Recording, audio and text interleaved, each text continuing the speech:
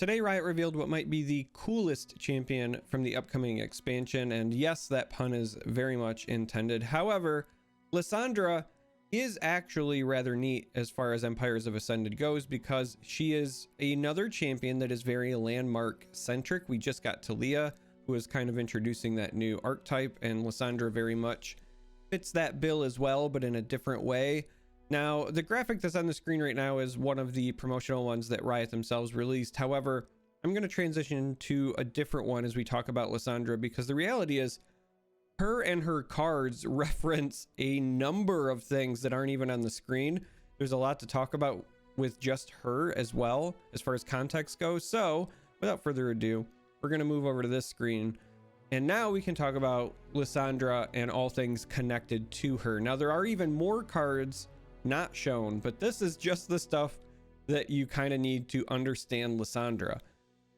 All right, Lissandra is a 3-cost 2/3 champion from Freljord. She is tough, and when she's summoned, you summon a frozen Thrall. So you might naturally be asking, what is a frozen Thrall? Great question. So frozen Thrall is a 1-cost landmark, and it says countdown 8, summon a Frostguard Thrall. Now, frozen Thrall, the card itself has a rarity icon, has a rarity gem, so that means that this is also a card you could play just outright in your deck. It does not need to come from Lissandra, but this kind of chains. So in order to understand Lissandra, you have to understand frozen Thrall, because she summons one. Frozen Thrall, after the countdown is up, summons a Frostguard Thrall. So what is a Frostguard Thrall? Well, that is an 8-cost 8/8 overwhelm unit. This one, however, is a token unit, so you cannot run these just naturally in your main deck. Now, further understanding Lissandra, we haven't even got to level 2 yet, folks.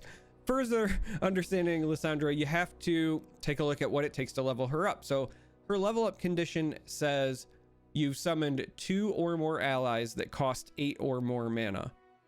When I level up, create a Watcher in hand. Well, what is a Watcher? Again, great question. So Watcher is a token unit that costs 17 mana.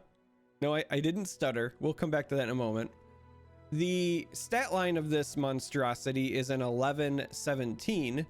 And its text says, I cost 0 if you've summoned 4 or more allies that cost 8 or more this game.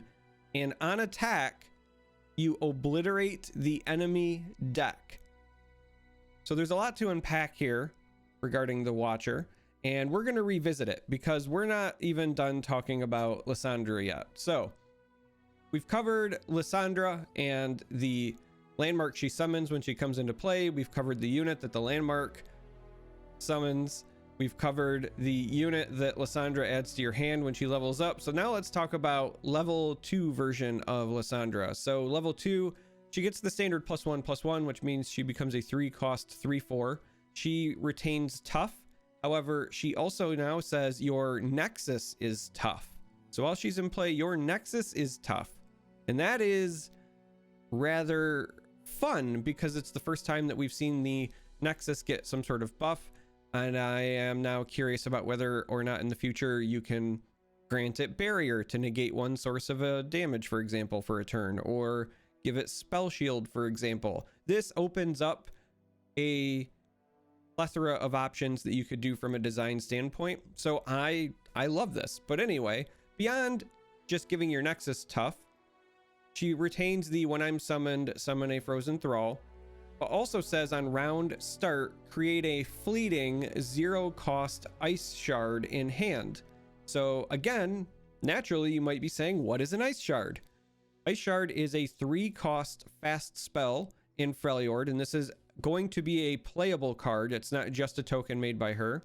So it's normally a 3-cost spell. However, when Lissandra makes one, it'll be a fleeting 0-cost version. Ice shard says deal 1 to everything. So that's all units and Nexus. So that means your Nexus, your opponent's Nexus. Now, this is very cool as far as interacting with Lissandra because she's not going to take damage. She has tough. And if you've leveled her up, your Nexus isn't going to take damage because your Nexus will have tough.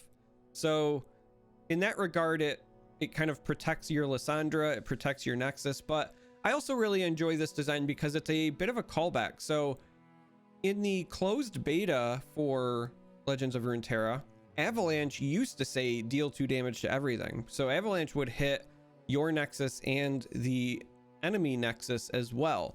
Now it was changed to just dealing damage to all units, but this Ice Shard is a bit of a callback to that original version of Avalanche, and I find that pretty neat, pretty fun as well. I do think Ice Shard could be interesting in some other decks as well. For example, pairing it with something like Bilgewater so that you can keg this baby up and hit the Nexus for a reasonable amount.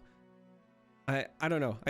I like the ability for Freljord to have some way to deal direct damage to the Nexus. Now, I think that ultimately Avalanche was a bit overtuned at the time, so it made sense that they pulled the Nexus damage. But again, normally Freljord doesn't have access to many ways to deal direct damage like that. I know that there is the one unit that can deal 1 damage, but this is, I think, a nice addition to the Freljord toolkit. So we've covered Lissandra level 1 and all of the stuff that interacts with her. Again, we're going to come back to the Watcher because that requires its own train of thought. We've covered level 2 version of Lissandra and the new card that they are adding to the game that she also makes 0 cost copies of, excuse me. So now we need to talk about her champion spell. So this is Lissandra's Entomb. Again, just like with other champion spells, a regular version of Entomb will also exist that you can include in your deck building process. But Entomb says, for 5 cost at fast speed, obliterate a unit and summon a Frozen Tomb in its place. Frozen Tomb is a 0 cost landmark with a countdown of 2. And then when the countdown is up, you summon an exact copy of the obliterated unit I replaced. So this is going to immediately sound quite a bit like the stasis statue that we reviewed yesterday. Essentially Ancient Hourglass, which obliterates an ally, and then you create the stasis statue, and then the stasis statue has a countdown of 1, and you summon an exact copy of the obliterated unit. So it's similar, but not 100% the same, because this can target your own units to save them or opposing units. And this also has a longer wind up, or in this case cooldown, in that the cooldown is 2 instead of 1. But this is incredibly powerful because this allows you to essentially stun units for an extended period if you're talking about opposing units. But it's better than stun because even if they have passive effects, those are gone as well. So just like, for example, right, you think about a unit that gets hit by Gravitum right now, and even if it's a follower, let's say if it's a follower, it's stunned for a round and then it's stunned for the next round, so you effectively negate it for 2 rounds. But if it has a cool passive effect, not that it sees a lot of play, let's just say it's a Funsmith, for example. Funsmith sits there stunned but still gives you bonuses. Or let's go with a more meta example, Puffcap Peddler. If you Gravitum a Puffcap Peddler, the opponent can still jam a bunch of mushrooms into your deck even though it's stunned. This Entomb effect just removes it. Just outright removes it. So they cannot get the passive effects from the unit either. Further, this hits champions. So as powerful as Hush has been in the history of the game thus far, this is right up there as far as the effectiveness. Now, it's obviously not burst speed like Hush, and it's a little bit more mana intensive at a cost of 5, but I think that even at 5, this is a very versatile card that will likely end up seeing play, because again, you can save your own units, you can hit opposing units, and you can shut them out for a decent amount of time. I like this card. I like the flavor of it. If you've ever played League of Legends, this very much is like Lissandra's ultimate ability, which can be used on herself to save herself, or you can use it to stun enemies in League of Legends as well. So design wise, I think this nails it, but I think this is a very versatile and potentially powerful card. All right, that being said, we need to revisit the Watcher before we move on to the other cards that were revealed. And we need to revisit this because there's a lot of implications with this card and memes. And as somebody who's been playing an awful lot of memes lately, which is why my rank is still in the dumpster, this card excites me. But I think that knee-jerk reactions might even say that this might be a bit too powerful. So I also want to kind of assuage those fears. So right out of the gate, you need to understand that this is a token card. You can't run it main deck, and you only get it when Lissandra levels up. So that means that at most you'll get it one time per game because you level her up, and then all future copies of her are in fact leveled up. So you got to make the most out of your one copy of the Watcher, and if it ends up getting removed or anything to that effect, then you miss out on that window. So the time when you choose to try to get the most out of your Watcher is going to require some planning. You can't just slap it down and be like, all right, we're doing this. It's not like Maokai with his obliterate effect where you can just slap him down and he levels up as long as you've met the requirements and it happens instantly. Because Watcher obliterates the enemy deck on attack, you have to play it, and then your opponent gets a chance to respond, and then you get to attack. Now, it is worth noting that this is a beefy unit. It is an 11-17, so they need to have a pretty good way to deal with this. And most likely it needs to be some form of hard removal. So we're talking things like Vengeance, or the Comet that obliterates things is a very common choice when you are invoking in Targon, for example. Ruination is potentially an example. So there are ways to deal with it, but at an 11-17 body, it's not going to be like, oh, I Mystic Shot it. So there's a give and a take there, and it needs to be somewhat hard to remove because, let's be honest, if you went through all of the effort to level up Lissandra, you want this kind of payoff. And also, if you went through all of the effort to make this thing cost 0, that means that you are probably pretty late in the game because you've now played 4 allies that cost 8 or more this game. However, there's a couple of ways that we can consider cheating in the Watcher a bit faster or a bit cheaper. So let's start with the cheaper, because again, I mentioned memes and I'm all about memes. Right out of the gate, you might think about something like Spectral Matron. So this is the 8 cost, I believe it's a 6/6 from Shadow Isles, that when you play it, you choose a ally, you choose a unit in your hand. It makes a 1/1 copy of it that is ephemeral. But the idea is that if they can't deal with the 1/1, now granted, it's way easier to deal with a 1/1, but if they can't deal with the 1/1, then you just get to obliterate their deck. And you also kind of advance your own game plan because Spectral Matron itself costs 8. If you're not at the 4 or more 8 cost allies yet to play the Watcher, let's say you've only played 2 to level up your Lissandra, by playing Spectral Matron, you get that much closer to naturally playing the Watcher, and you also force your opponent to deal with a 1/1 or their deck gets obliterated. So the bonuses of that are that it advances your game plan, but the con is that let's be honest, the 1/1 is not likely to survive long enough to attack. Now you could catch your opponent off guard with it. Maybe they don't have an answer right away, and let's be honest, it needs to be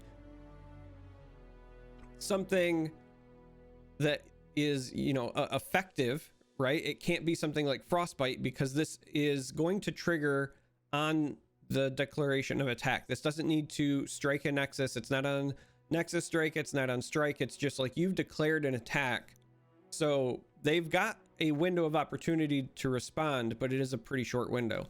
So Spectral Matron is one of the ways that you can speed up the process for getting the benefits of the Watcher attack trigger.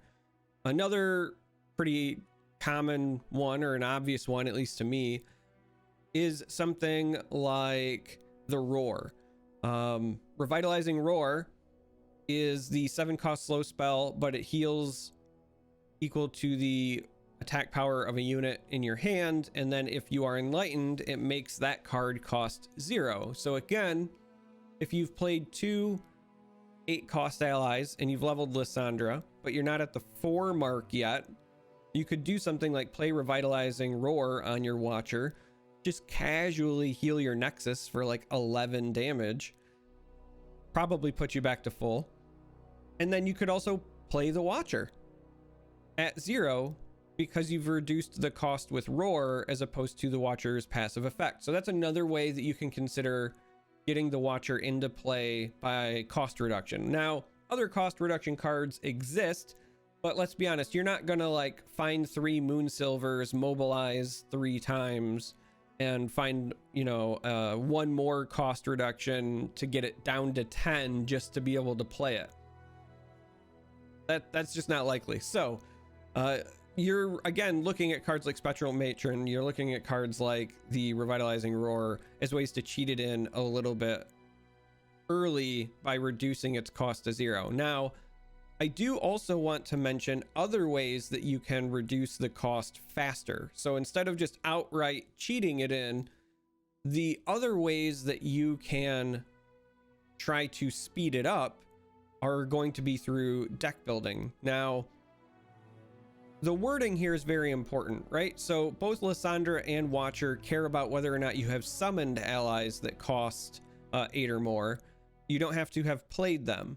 Now, that's relevant because your frozen thralls are supposed to help you to trigger that, hence the countdown into summoning them, and so that works. But that also means that any other effects that allow you to summon an 8-cost card, even if they are far less than 8 cost themselves, count towards this. So again, we're talking about Entomb and Ancient Hourglass. So these new spells where you obliterate a unit and you replace it with a landmark, and then, you know, whether it's 1 turn later with Hourglass, 2 turns later with Entomb, when they come back, you're still summoning that unit. So even though you did not invest nearly as much mana to get that done, that is still definitely one way where you can cheat it into play. There's also fun things like Go Get It, for example, which saw some play for a bit, kind of fell out of popularity. It was very popular in Karma decks, but that's the one where you recall an ally to summon an exact copy of it, and then you also reduce the cost of your original one by 0. But that original summon of a copy, you're paying 5, you're doing the same thing. There are also plenty of other cards where you get those summon effects, like, for example, Chronicler of Ruin. You kill an ally and then you revive it, but revives count as a summon.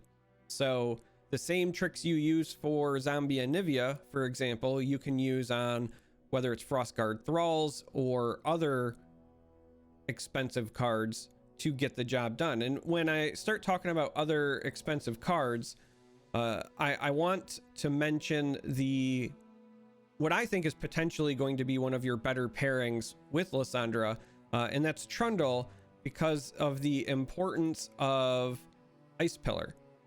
Because Ice Pillar is going to be a great way to also speed up your 8 cost count. Because if you've played Trundle before 8, when you get to 8, being able to play Ice Pillar into a second 8 drop makes leveling up Lissandra incredibly easy at that point.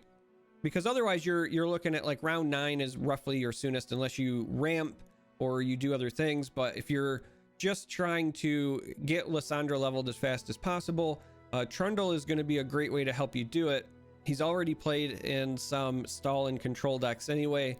Lissandra, let's be honest, this is going to be a stalling archetype because you are waiting till the late game and playing expensive cards to get these big splashy plays. So Trundle, I think, fits.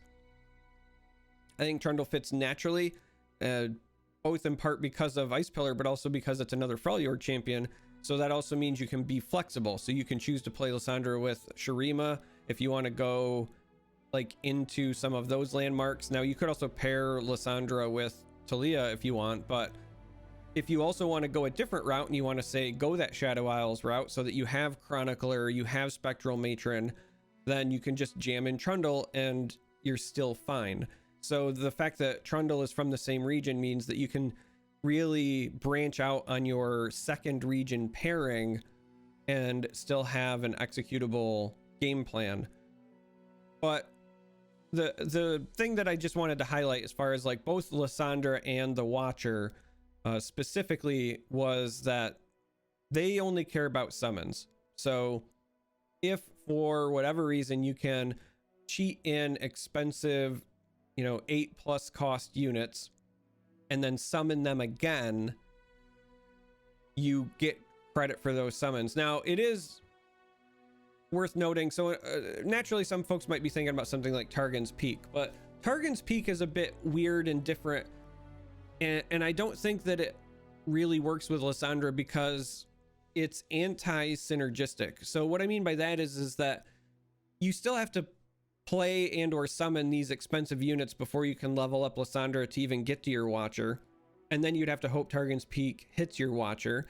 And if you haven't leveled up Lissandra yet and your 8 cost cards that you want to play to level her are the things that get reduced, yes, you get them sooner, but you also are delaying your Lissandra level up effect. So I don't know how I feel about that. We'll see. Now, another thing that is worth noting, however, is because it cares about summon, if you really want to be ballsy and you want to pack your deck with mostly stall tools early and little to no actual cheap units, and then just nothing but bombs late, something like War Mother's Call becomes really interesting, because War Mother's Call, you'll play that, but then you'll get those big summons essentially every turn, which will absolutely speed up your Lissandra and your Watcher count. So that's something to think about as well. And I'm sure that there's plenty of things I'm not even thinking of. Like, this is a day one reaction. As it is, I feel kind of ranty. I feel like I'm rambling, but I think there's a lot of interesting things to consider with her from a deck building standpoint. And I feel like I've said that phrase a lot for this expansion, which has me really excited. But Lissandra is going to be a champion where there's going to be, I think, 3 or 4 decks ultimately that are capable of cheating in these units and then abusing that. Now the question then will become, are any versions of that deck good enough to compete on the ladder? I don't know. I think very early on in the expansion the answer might be no, because I think you'll see a healthy amount of aggro and a healthy amount of other experimentation, and I think that Lissandra's deck, whatever it ends up being, will likely take some time to refine. And I think that means it struggles in the early stages of the expansion. But I think that there are possibilities here. And I also think that it will be important that whatever version of the deck has a win condition outside of the Watcher. That's probably just going to exist naturally in the deck, because you're going to have these 8 cost units anyway that you need to play. And usually 8 or more costing units close out games.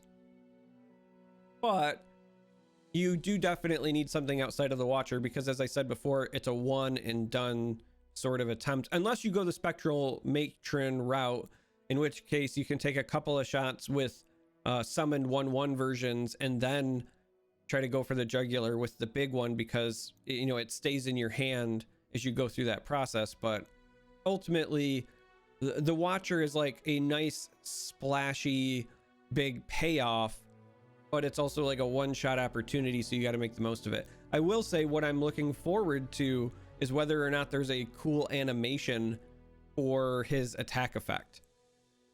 That's something I'm looking forward to as well. All right, so this is Lissandra, and this is all of the different cards that interact with her and or are summoned by her or are summoned by cards that she summons. Blah blah blah. But there were 4 other cards that were revealed today, so we're gonna transition to this screen so that we can talk about them. The first one, I put this first because it's just a follow-up to the Lissandra archetype. This is Drachlorn Inquisitor. This is a 5 cost 4/5. When I'm summoned, I also summon a Frozen Thrall, so continuing on that trend. And on round end, if the countdown of any of your Frozen Thralls is 4 or less, advance them to 0.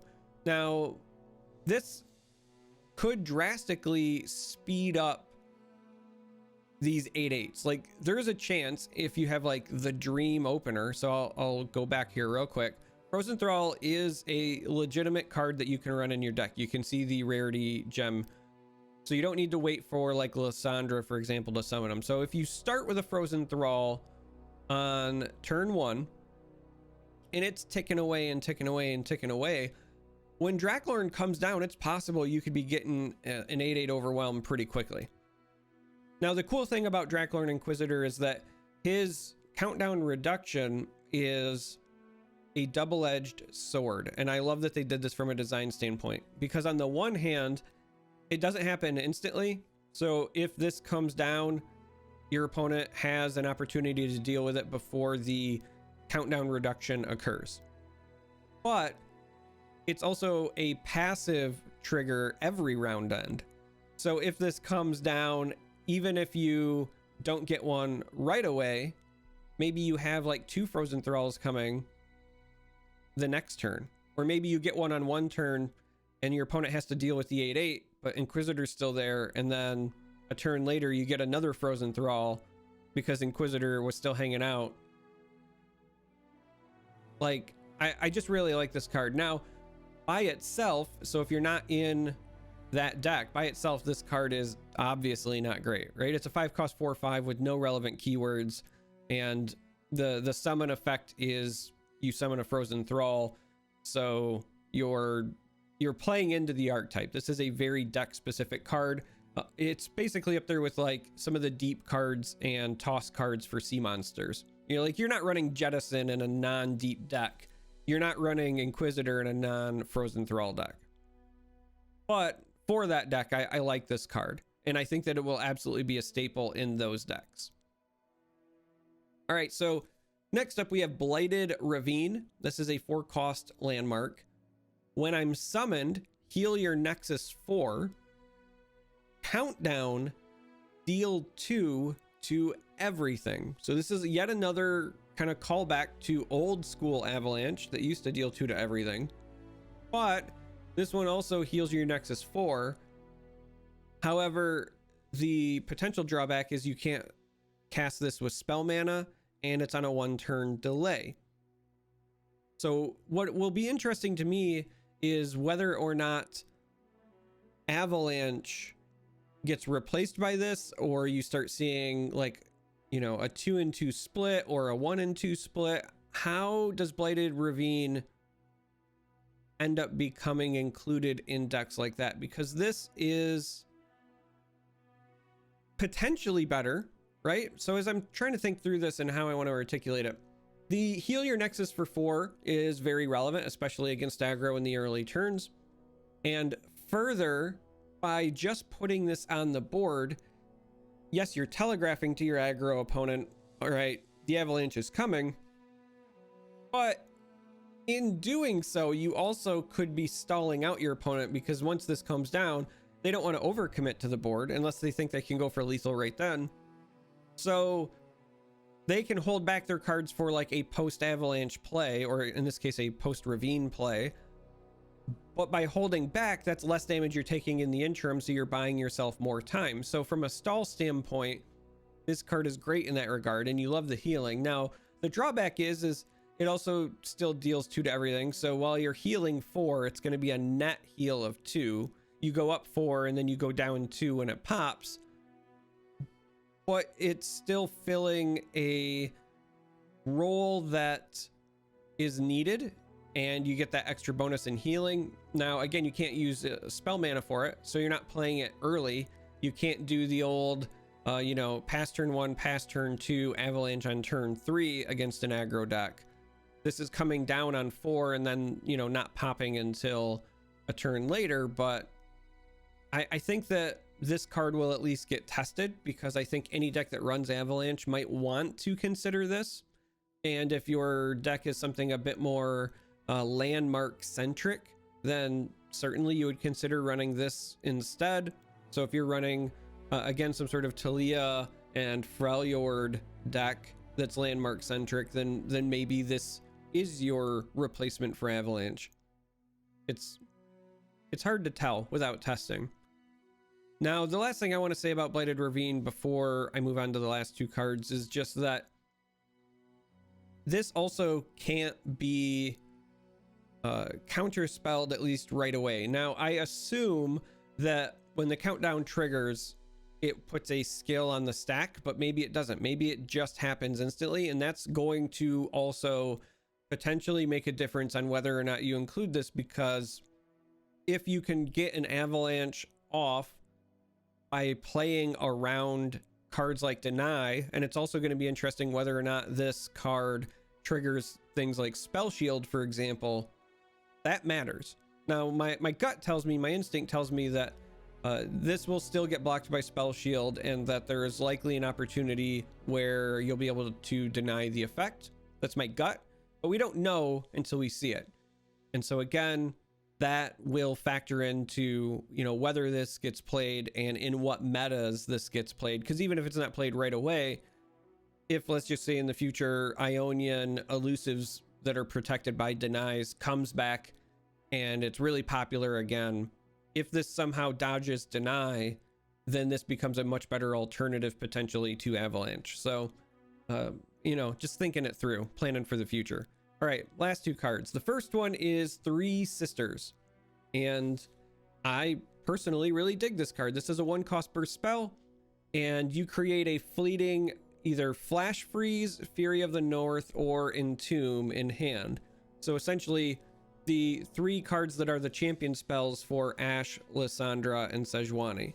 Now, it creates a fleeting version, but this is also just a 1-cost burst spell. So the reality is if you run Three Sisters, you're saying I'm okay with any of those cards costing 1 more than they do in favor of flexibility. So if you want a Flash Freeze, you can have one, it just costs 4. You want a Fury of the North? Great, it just costs 5. Entomb just costs 6. But the flexibility here, very tempting.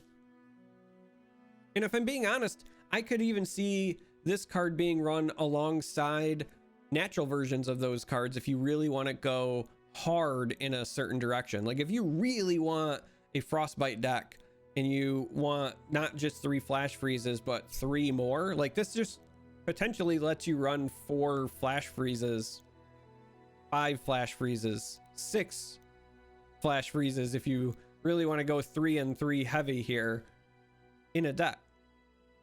So, you know, overall, I like the card because it's flexible, and whether or not it ends up seeing play, I think will depend on how fast or slow the meta is. The slower the meta is, the more value you put on flexibility in favor of mana, for example. So, yeah, I like it. All right, the last card that was revealed is Cold Resistance. This is a 5-cost burst spell. And it says you gain an empty mana gem and grant an ally +0/+2. So this is potentially an alternative to Catalyst, but if we're just trying to mathematically analyze this, it's a better value, technically. Now, what do I mean by that? Well, a lot of times when you're assessing card value, especially cards that seemingly combine 2 effects, you look at the, you know, counterparts of what they're combining. So there is no just like gain an empty mana gem card that exists, but let's just take the Catalyst and compare it to, you know, the next most reasonable choice of Healing Potion, right? So you've got Catalyst representing I gain an empty mana gem and I also get a Healing Potion, but unlike Healing Potion, I can't even target my own units. It's strictly for my Nexus, but that costs 5. So if Healing Potion costs 1 and you get a less versatile version of Healing Potion, you might, you know, again, mathematically say something like the cost of gaining an empty mana gem is actually like 4.5 mana. And then for the 0.5 mana, I get half of a Healing Potion because it only can target my Nexus. and blah, blah, blah, right? So then you take that same analysis and you apply it to cold resistance. Cold resistance, your next closest card would be like Elixir of Iron, right? A +0/+2 for 1 mana, just like healing potion costs 1 mana. But unlike the healing potion comparison, Elixir of Iron only gives +0/+2, and this card grants. So this is a better version than Elixir of Iron for roughly the same cost. Again, if you're putting the value of gaining an empty mana gem somewhere between, 4 and 4.5 mana. So theoretically, this gets you more value. Now, that being said, this also requires you to have an ally, and you have to make that decision of, do I play this for the ramp, or do I play it for the combat trick? Catalyst was really straightforward. A lot of times, like, you didn't even care about the healing the full 3. If you were at 20, you still jam that thing at 5 anyway. No harm, no foul. Further, because this requires an ally, if you pass turn 1, pass turn 2, and you want to play this on 3 to ramp into your Trundle, this card doesn't get it done because you need a target. So while I talk about, theoretical value and how this is theoretically more value, the drawback of requiring a target is what balances it. And in doing so, I actually think that this card is still not going to unseat Catalyst, because I think that the potential benefits of 1, always jamming it on 3, and 2, giving you that Nexus healing at burst speed are just higher than the tacked on combat trick that this provides. So I like that this card exists just because it gives you options. I like that this card exists for expeditions, and who knows, maybe decks that used to run like Weirding Stones and Catalysts will instead switch to running Catalysts and this. I don't think that'll be the case, but maybe. I don't know. Maybe there's a world that exists where you run 3 Catalysts and 1 to 2 copies of this card as extra insurance that once you hit that 5 to 6 mana position, you're definitely ramping. I could see some benefit to that. But that's it for this video. I've been ranty. I feel ranty. I've been a bit foggy today. Anyway, thanks for watching. I'm gonna let you go now, I swear, and I'll catch you in the next reveal video.